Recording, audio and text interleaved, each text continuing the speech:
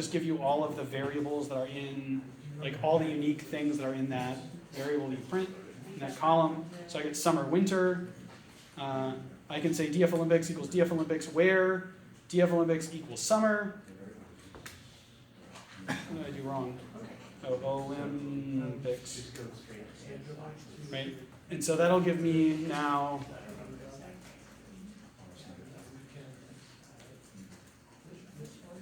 same kind of data frame. Here I printed it instead of using pandas to print it. So we can do something like how many medals do different countries win each year? So I'm going to use a fancy function. This is something that hopefully people have seen in R or something like that.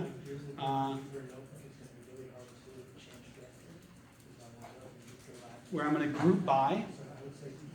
And I'm going to say, I want to group by, and I'm going to give it a list of things to group by. I want to group by team, which is the country, medal, which is the whether they won gold, silver, bronze, and then year. So what year did they run it?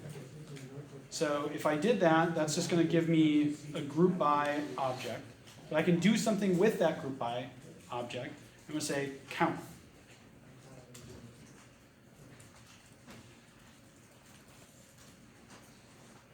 And so this gave me team, medal, year, and then it has like a bunch of other things. But I told it to count, so all those things are basically the same. Because they're just telling me how many things they added up into that column. So really what I want is count where ID. And so now I have team, medal, year, count. Yeah? Is there a way that you can organize like your code onto multiple lines and it's still run? Or like to use like in R, the dplyr package has like a pipe function. Is there an equivalent? Because I can imagine like if you have multiple functions, you're just gonna have this. Yeah, so you can do things just like, I think, does that work? No. That would work. Okay. Right? So you can arrange it onto multiple lines just as long as you break, as long as you indent, basically. But there isn't like a, I don't know if is the R pipe function the same as like a Unix pipe function? Versus like take the output and put it into the next thing? Yeah. So there's no like very clear way to pipe in Python where you just say like take the output of this and put it into that, other than nesting it inside of the function, right?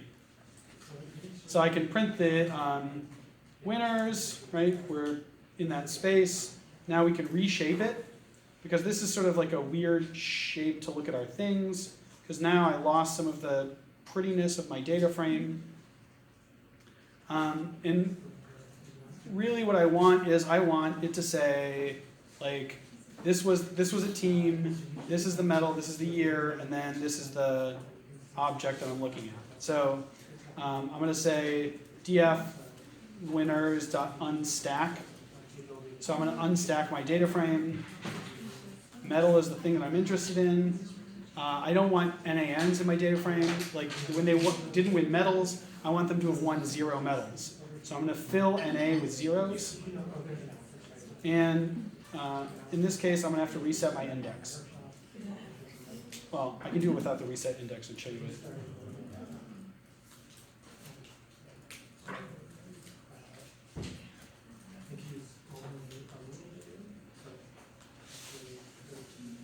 Great. If I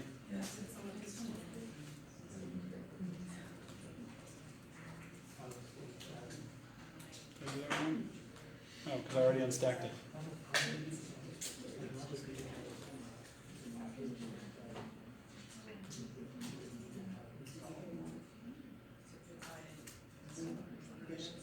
This is why you should not typically put data frame manipulations across multiple cells.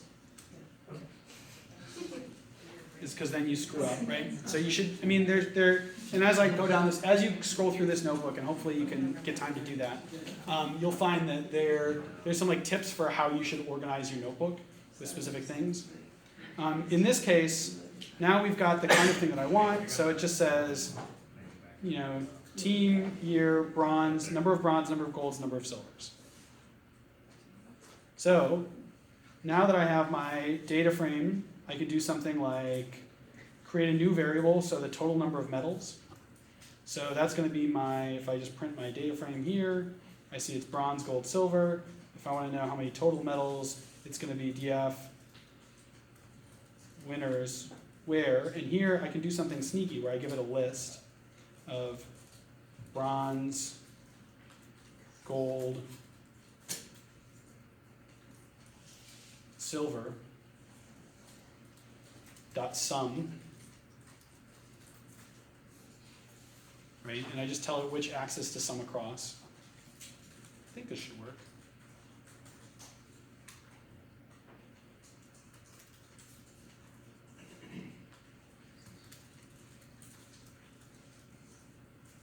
I'm also using tab to autocomplete the line that I'm typing. I'm not just typing super fast. Yeah, so total metal is now added there. So now is where we can do some things where we start to get a little bit interesting. So I can create a seaborn plot. So I can do a bar plot where I'm going to say my x-axis is going to be team. My y-axis is going to be, well, I guess I gave myself a note. So I guess gold medals. And my data is going to be df winners where. Now here I'm going to select, I don't want to plot all the data frame, I just want to select those where the years are a certain thing. So I can just directly jump into it and say where df winners of year equals 1992.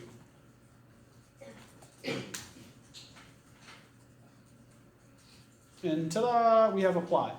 Now there are a couple things about this plot, is that it didn't figure out for me that I should, my axis is like this, and it's like a little bit taller than it should be.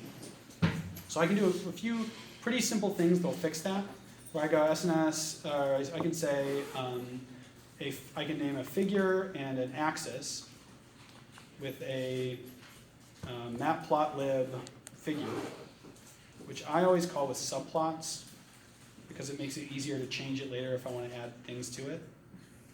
And I can say fig size equals, and I'm going to give it a tuple where it's like 5 by 15, something like that. And I always have to Google this, but I Googled it earlier.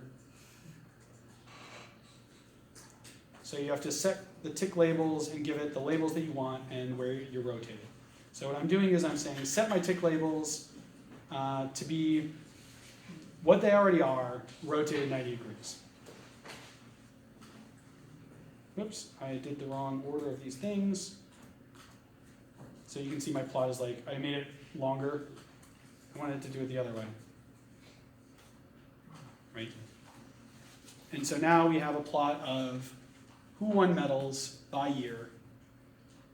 And I think, there's a lot more in this notebook which you can do. I loaded in population data to ask whether winners are big countries, and look to see whether rich countries were winning. It turns out rich countries win. Yeah, throw money at the problem. The only thing that I would really encourage you, if you go through this notebook on your own, to pay attention to is this comment here on error messages. I think the rest of it is a little bit self-explanatory. You'll have to think about how to do it when you're unstacking, melting, merging, pivoting. That's the hard part. Everything else that you're doing is just passing lists to variables and things like that. And as long as you know what a list is and what a data frame is, you should be in good shape. I want to show you just really quick what happens if I run this.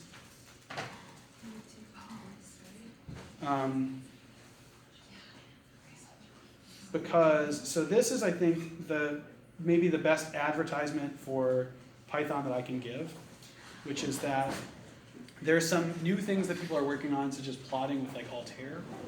So in this kind of plotting, it's the same kind of thing that we're looking at, where I can make a plot, and that's fine. I'll zoom out a little bit.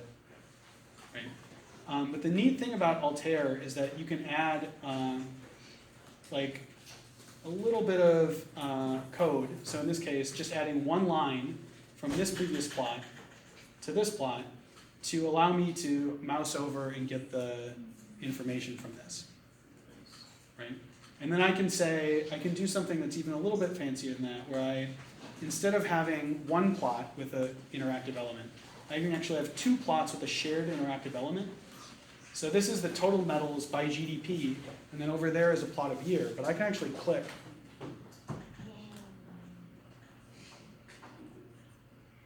and see like, oh, okay, like for the USA, they had a good year in 1992, but it turns out, I think there were just like more metals in 1992. I haven't actually plotted that yet, but a lot of countries got more metals in 1992. So that's the kind of thing that I think that you can work towards, and it's, I would argue that this is a pretty advanced move, and this package is like half-baked, so if you do, there's some weird things that you can do that will just like break it. If you try to add a legend to this plot using their default legend style, all of this plot will fall, like for some reason it'll just get this big. It's a known bug and they're fixing it, but they haven't fixed it yet. And then of course you can do fancy things like plot it on an actual map.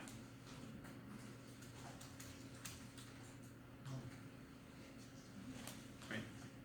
And these are things where I think, you know, once you get things into a data frame and you get used to thinking about how you want your data frame organized, which I think, like, that's the hard part, is thinking about, like, what data do you want, how do you want it organized? Once you get those kinds of things, you know, making this plot is,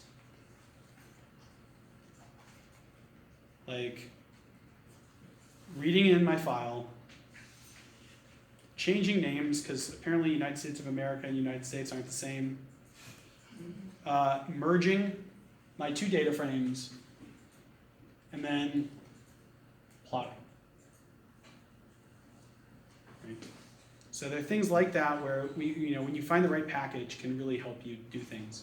So I apologize for not being able to get through more of this notebook, but I think now is a good time to let people who want to get out of here get out.